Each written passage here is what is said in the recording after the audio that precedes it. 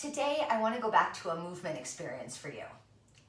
Pandiculation is the term used to describe a stretch that's kind of like one you would see an animal do in nature that we call like a yawn. Like you can imagine a lion waking up from a nap, doing a little, stretchy stretch, and then they can just go off into action and start running around. Or same thing before you go to bed. You just stretch, you move around a little before you go to rest.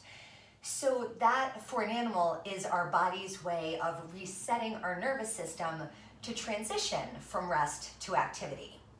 So when you do this, anytime you're switching tasks, if you've been working and you get up to go to the kitchen to get a snack, while you're preparing your food and you're waiting to heat it up or whatever, you're just gonna reach your body out doing long chain stretches in any direction.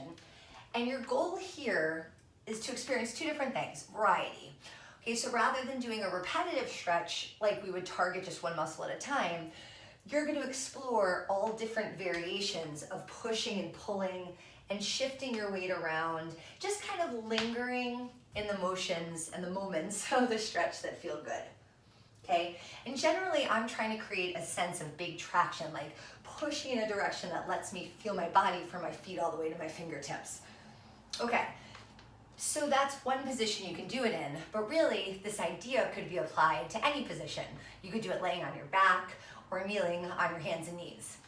And I don't know if I ever told you this story before, but I had to audition to teach a class about fascia to teachers, and I totally failed and botched it because when I had to teach pandiculation, I climbed down onto the floor in front of the whole group. I hope I'm still on the camera. I can't even really see where I put it.